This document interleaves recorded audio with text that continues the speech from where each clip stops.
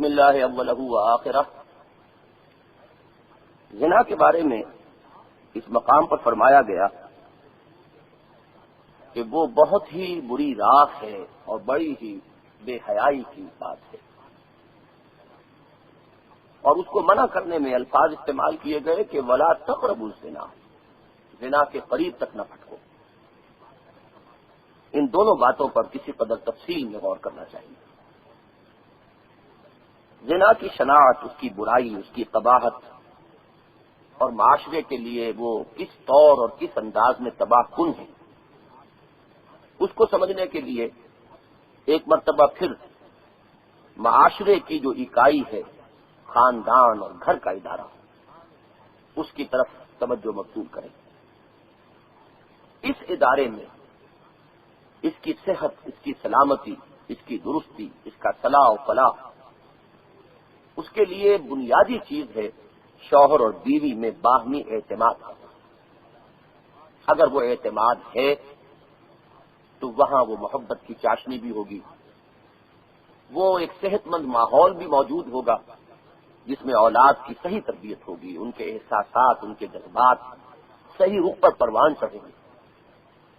اور اگر شوہر اور بیوی کے مابین اعتماد نہیں، بد اعتمادی، یہ بد اعتمادی کسی معاشرے میں اگر زنا عام ہو جائے، پھیل جائے، تو اس کا سب سے بڑا ثمرہ، سب سے بڑا مہلک نتیجہ جو برآمد ہوتا ہے وہ یہ ہے کہ شوہر کو اپنی بیوی کے بارے میں کچھ پتہ نہیں کہ وہ اس کی عدم موجودگی میں کس حال میں رہی، اور بیوی اپنے شوہر کے بارے میں کوئی اطمینان نہیں رکھتی کہ وہ گھر سے باہر جو رہا ہے تو کہاں کہاں رہا. یہ وہ چیز ہے کہ جو ان کے مابین حسن ظن، باہمی اعتماد اور محبت اور الفت کے رشتے کو کمزور کر دینے والی بات ہے. اب قانونی طور پر ایک بندھن میں وہ بندھے رہے، لیکن یہ کہ اس گھر کی فضا کو درست رکھنے کے لیے ان کے مابین جو ایک قلبی تعلق ضروری تھا وہ ختم ہو جائے. اور اس کا سب سے بڑا نتیجہ جو نکلتا ہے وہ یہ ہے کہ اس گھر کی فضا اب مسموم ہوگی. اس فضا میں پلنے اور بڑھنے والے بچے، ان کی نفسیات ایک بڑے غلط رخ پر، ایک منفی انداز میں، ایک باغیانہ رخ لیے ہوئے، یہ ہے اس کا وہ فوری نتیجہ کہ جو اولاد کی تربیت کے ضمن میں برآمد ہوتا ہے.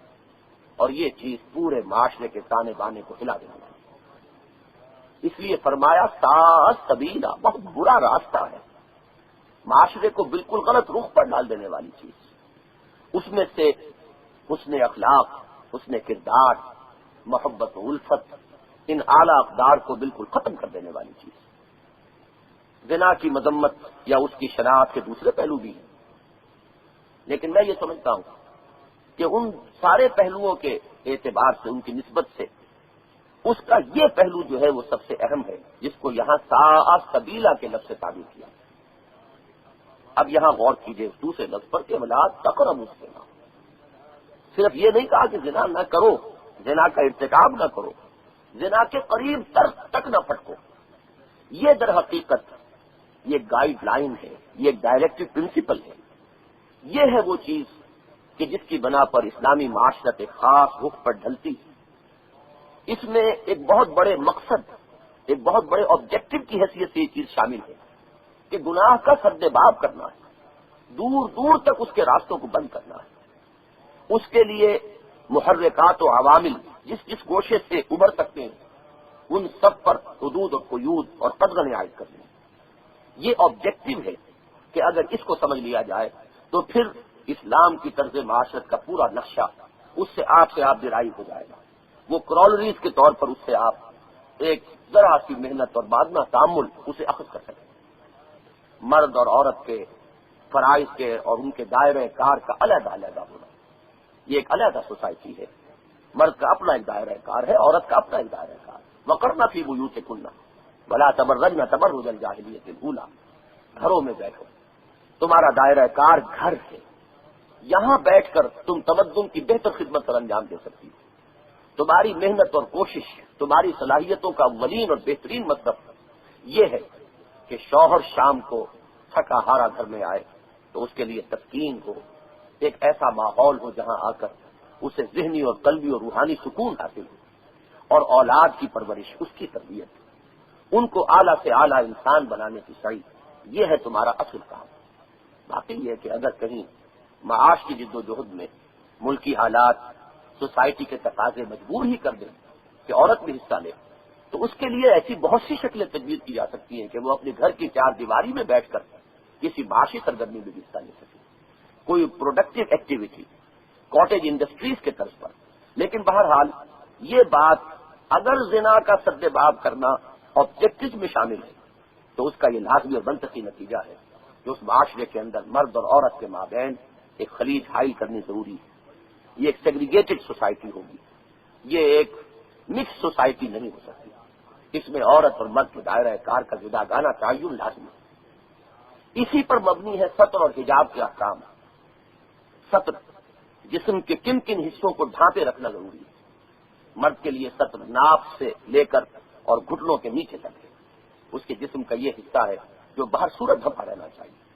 اس حصے پر اس کی بیوی کے سوا اگر نظر کبھی پڑ سکتی ہے تو وہ صرف کسی طبیب اور ڈاکٹر کی پڑ سکتی ہے، اس کے سوا اس حصے کو کھولنے کی اجازت نہیں ہے۔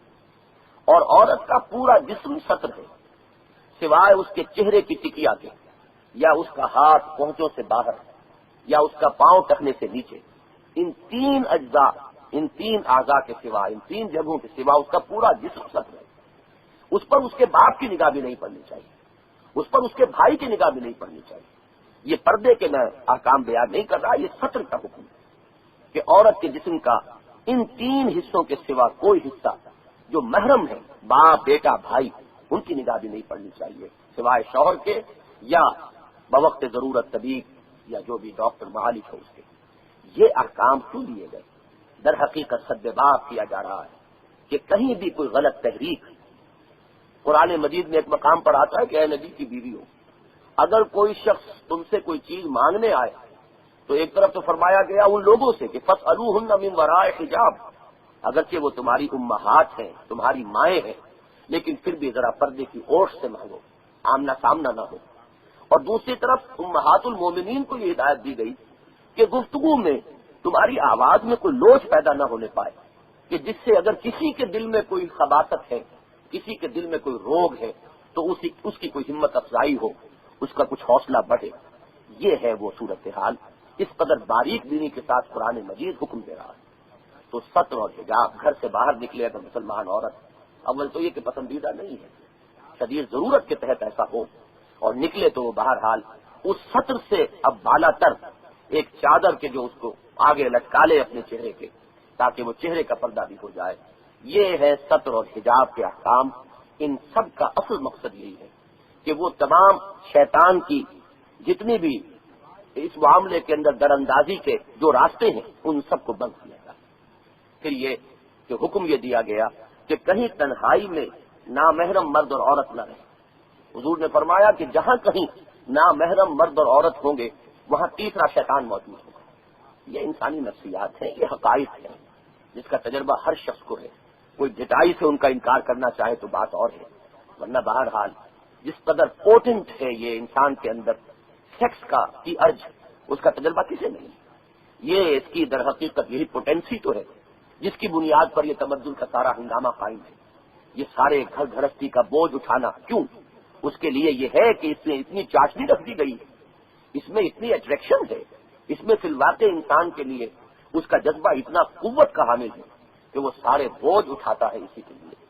تو اس کے لیے اس آبجیکٹو کو معین کر کے کہ ولا تقربوا الزنا، قریب تک نہ جاؤ، دور دور تک حد بندیاں کی گئی، دور دور تک قدغنیں عائد کی گئی، جہاں جہاں سے اس غلطی کا احتمال ہے وہاں سدباب کیا گیا ہے۔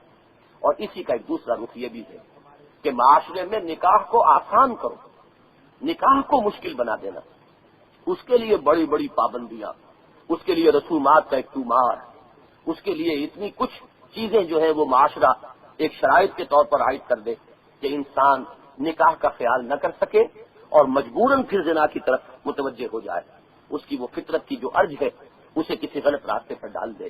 اس لیے یہاں یہ طے کیا گیا نکاح کو آسان کرو، اس کی سیریمنیز، اس کی تقریبات، اس کی شرائط، ان کو آسان سے آسان تر کرو جائز اور حلال راستے کو کھلا کرو، کشادہ کرو، اور حرام اور ناجائز راستے کے اوپر قدم قدم پر قدمیں بٹھاؤ، تب وہ آبجیکٹو حاصل ہوگا کہ ولا تقربوا الزنا انہ کان فاحشۃ وساء سبیلا، اس کے تو قریب تک نہ پھٹکو، اس لیے کہ واقعہ یہ ہے کہ یہ بے حیائی کا کام تو ہے ہی، یہ ایک بہت برا راستہ ہے جس پر کوئی معاشرہ پڑ جائے، وہ معاشرہ تباہ ہو جائے گا، برباد ہو جائے گا، اس کی اعلیٰ اقدار چھٹر کر رہ جائیں گی، اس میں سفلی اور پستی کی جو ہے وہ پورے طور پر بروئے کار آئے گی۔ ایک بات تو یہ، اور اگلا حکم ارشاد ہوا وَلَا تَقْتُلُوا النَّفْسَ الَّتِي حَرَّمَ اللَّهُ إِلَّا بِالْحَقِّ، نہ قتل کرو کسی جان کو جسے اللہ نے محترم ٹھہرایا ہے۔ یہ الفاظ بڑے قابل غور ہیں، انسانی جان بہت محترم ہے، انسان کی جان کا ناحق لے لینا، خون ناحق بہانا، یہ بہت بڑا جرم ہے، بلکہ واقعہ یہ ہے کہ ترتیب میں تو شرک کے بعد یہ آتا ہے، اس کے بعد زنا کا معاملہ آئے گا، اس لیے کہ تمدن کی اصل اساس، اصل جڑ یہی ہے۔ انسان کو جو کہا گیا ہے کہ وہ گریگوریس اینیمل ہے، مل جل کر رہنے والا متمدن حیوان ہے، تو اس کے تمدن کی جڑ یہی ہے، ایک دوسرے کی جان کا احترام۔ اگر یہ نہ ہو، کسی معاشرے میں اگر یہ امان اٹھ گئی ہو، تو ظاہر بات ہے کہ تمدن کی گویا کی جڑوں پر کلہاڑا رکھ دیا گیا ہے۔ یہ وہ بات ہے جس کو سورہ مائدہ میں فرمایا گیا ہے حابیل اور قابیل کے واقعے کے بعد، کہ یہی سبب تھا کہ اللہ تعالیٰ نے یہ طے کر دیا کہ جس کسی نے ایک انسان کی جان بھی ناحق لی فَكَأَنَّمَا قَتَلَ النَّاسَ جَمِيعًا وَمَنْ أَحْيَاهَا فَكَأَنَّمَا أَحْيَا النَّاسَ جَمِيعًا، جس نے ایک انسان کو ناحق قتل کیا اس نے گویا کہ پوری نوع انسانی کو قتل کر دیا، اور جس نے ایک انسان کی جان بچائی اس نے گویا کہ پوری نوع انسانی کی جان بچائی، اس لیے کہ حقیقتاً قتل ناحق گویا کہ انسانی تمدن کی جڑوں کو کاٹتا ہے۔ اس لیے فرمایا کہ وَلَا تَقْتُلُوا النَّفْسَ الَّتِي حَرَّمَ اللَّهُ، جس کو اللہ نے محترم ٹھہرایا ہے اس کو قتل نہ کرو الا بالحق۔ اب یہ ہے بہت اہم معاملہ، الا استثناء ہے، بالحق، حق کے ساتھ۔ اس کا ترجمہ ہم نے اس رواں ترجمے میں کیا تھا کہ قانون کے تحت جہاں کہیں حق واقع ہو جائے، اس حق کے واقع ہونے کی شریعت اسلامی نے چند صورتیں معین کر دی۔ قتل عمد کی سزا میں ایک صورت یہ ہے کہ قاتل کو قتل کیا جائے گا، اس کی ایک دوسری صورت بھی ہے جو بعد میں عرض ہوگی۔ بہرحال قتل عمد کی سزا کے طور پر کسی قاتل کو قتل کر دینا یہ الا بالحق کی پہلی صورت ہے۔ دوسری صورت یہ ہے کہ اگر کوئی شادی شدہ مرد یا عورت زنا کا ارتکاب کرے تو قانون اسلامی میں اس کی سزا بھی موت ہے، بلکہ بڑی بھیانک موت، بڑی عبرتناک موت، جس کو ہم سنسار رجم سے تعبیر کرتے ہیں۔ تیسری صورت یہ ہے کہ اسلامی ریاست میں، عام حالات میں نہیں، اسلامی ریاست اسٹیبلشڈ ہو، اسلام کا نظام قائم ہو، اس نظام کے حدود میں اگر کوئی مسلمان مرتد ہوتا ہے تو اس کی سزا بھی اسلامی قانون میں قتل ہے۔ یہ تین شکلیں ہیں، اور چوتھی شکل ہے کافر کا قتل، کافر حربی ہو جس سے وار ڈکلیئرڈ ہے، ہر کافر نہیں، اگر ذمہ ہے اسلامی ریاست کا، وہ شہری ہے، اسلامی ریاست نے اس کا ذمہ لیا ہے اس کی حفاظت کا، اس کی جان بھی اتنی ہی محترم ہے جتنی کسی بھی مسلمان شہری کی جان، لیکن یہ کہ جس کے ساتھ وار ڈکلیئرڈ ہے، کسی ایسی قوم کا فرد جسے ہم اصطلاح شرع میں کہتے ہیں کافر حربی، اس کا قتل۔ یہ چار صورتیں ہیں قتل کی، جان لینے کی، کہ جو شریعت اسلامی نے جن کو جائز قرار دیا ہے، صحیح قرار دیا ہے۔ یہ ہے استثناء الا بالحق، جس جان پر کوئی حق واقع ہو گیا ہے، قانون کی زد میں وہ آ گئی ہے، اس کا معاملہ اور ہے، ورنہ انسانی جان کا احترام یہ لازم ہے، انسانی تمدن کی یہی جڑ اور بنیاد اور اساس ہے۔ اس کے بعد فرمایا وَمَنْ قُتِلَ مَظْلُومًا فَقَدْ جَعَلْنَا لِوَلِيِّهِ سُلْطَانًا فَلَا يُسْرِفْ فِي الْقَتْلِ، جو شخص ناحق قتل ہوا ہے، یعنی الا بالحق قتل نہیں ہوا، وہ قتل ناحق کا ایک شکار ہوا ہے، اس کے ولی، اس کے ورثاء کو ہم نے ایک اختیار دے دیا ہے، سلطان۔ سلطان کے معنی سلط، اختیار۔ بادشاہوں کی طرف سے اگر کوئی فرمان آتا ہے تو وہ بھی سلطان ہے، تو یہ سلطان اللہ کی طرف سے حاصل ہو جاتا ہے۔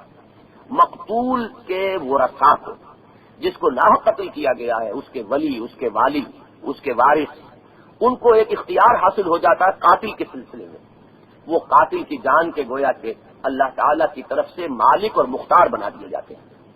شریعت اسلامی، قانون اسلامی نے انہیں حق دیا ہے۔ قانون قانون کی مشینری، حکومت، اس کا پورا سلسلہ اور اس کا نظام، یہ صرف یہ کریں گے کہ قاتل کو پکڑیں گے، اس پر جرم کے اس بات کے سلسلے میں، ثبوت کے سلسلے میں جو ساری کارروائی ہے وہ حکومت کے ذمہ ہے۔ لیکن آخری فیصلے کے معاملے میں اختیار دیا گیا ہے مقتول کے ورثاء کو۔ انہیں یہ اختیار ہے کہ چاہے تو خون کے بدلے خون لیں، جان کے بدلے جان دیں۔ گویا کہ ان کے ڈسپوزل پر ہے، ان کے رحم و کرم پر ہے اس قاتل کی جان۔ وہ چاہے تو جان بخشی کر دیں، اور اس کی بھی دو صورتیں ہیں، چاہے تو احسان کریں اور معاف کر دیں بغیر کسی معاوضے کے، اور چاہے تو کوئی خون بہا قبول کر لیں، اس کے بدلے میں کوئی رقم جس پر کہ وہ آپس میں راضی نامہ ہو گیا۔ یہ بڑا حکیمانہ قانون ہے۔ اگرچہ یہ بات تو بظاہر ہے کہ کسی قبائلی معاشرے میں اس کا جتنا سکوپ تھا، ہمارے جدید معاشرے میں اس کا سکوپ اتنا نہیں ہے، اس لیے کہ قبائلی نظام میں مقتول کے ورثاء کا تعین ہوتا ہے، یہ سارا معاملہ بالکل کھلا ہوتا ہے۔ لیکن یہاں اب ہماری شہری سوسائٹی میں، تمدن کے اس مرحلے میں کچھ معاملات اتنے واضح نہیں ہیں جتنے کہ اس دور میں ہوتے تھے۔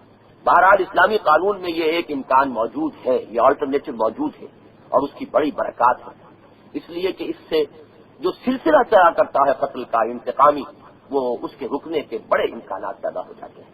ایک تو واقعہ یہ ہے کہ مقتول کے ورثاء کے زخم پر گویا کہ مرہم رکھا جاتا ہے، انہیں ایک عجیب تسکین ہوتی ہے جب انہیں یہ احساس ہو جائے کہ اس وقت اب قاتل کی جان ہمارے ہاتھ میں ہے، ہم چاہیں تو بخشیں اور چاہیں تو اس کا خون بہا دیں۔ یہ اختیار حاصل ہو جانا، یہ زخمی دلوں کے لیے بڑا کچھ مرہم ہے، وہ اپنے اندر مرہم کا کسی تاثیر لیے ہوئے۔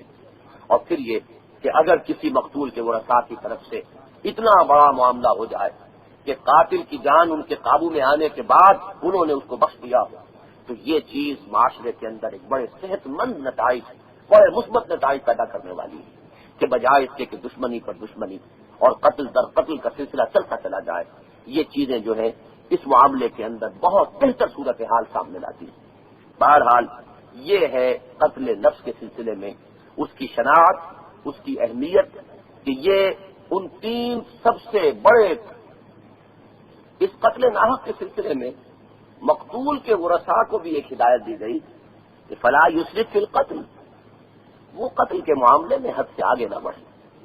یہ اسراف فی القتل، اس کی مختلف صورتیں ہو سکتی ہیں۔ ایک تو یہ کہ اس سوسائٹی میں یہ تھا کہ مختلف قبائل جو ہیں وہ مدعی تھے کہ ہماری عزت زیادہ ہے، ہمارے ایک شخص کی جان کسی دوسرے قبیلے کے 2 افراد کی جان کے برابر ہے، ہمارا اگر ایک قتل ہوا ہے تو اس قبیلے کے 2 افراد قتل کیے جائیں گے۔ یہ اسراف فی القتل کی ایک صورت تھی۔ یا یہ کہ ایک شکل یہ بھی تھی کہ قاتل کو مقتول کے ورثاء کے حوالے کر دیا جائے، اب وہ خود اسے قتل کریں گے، اذیتیں دے دے کر، اس کے اعضاء کو ایک ایک کر کے کاٹ کر، اس پر اپنا پورا انتقامی جو جذبہ ہے اس کو اس کا ہدف بنائیں اور تختہ مشق بنائیں۔ یہ ساری صورتیں جو ہیں یہ اسراف فی القتل میں۔ یا یہ کہ خون بہا لے لیا ہے لیکن پھر بھی دلی کدورت ختم نہیں ہوئی، انتقامی جذبات پھر بھی موجود ہیں۔ یا یہ کہ قتل کے بدلے قتل بھی ہو گیا ہے، پھر بھی جذبات ٹھنڈے نہیں ہو رہے، اور مزید کے لیے دل کے اندر عزائم اور ارادے جو ہیں وہ پروان چڑھ رہے ہیں۔ یہ ساری چیزیں ہوں گی فلا یسرف فی القتل کے زیر اہتمام، اس کے زیر عنوان انہ کان منصورا۔ اسلامی نظام، اسلامی معاشرہ مقتول کے ورثاء کو، مقتول کے ولی اور وارث کو، اس کو مدد دے گا کہ وہ اپنا قصاص اور انتقام حاصل کرے، لیکن بہرحال اس کے لیے بھی کچھ حدود ہیں کہ جن کا اسے پابند ہونا ہے۔ اس کے بعد جو اخلاقی ہدایات کا سلسلہ شروع ہوا تو سب سے پہلی چیز آئی ولا تقربوا مال الیتیم الا بالتی ہی احسن، یتیم کے مال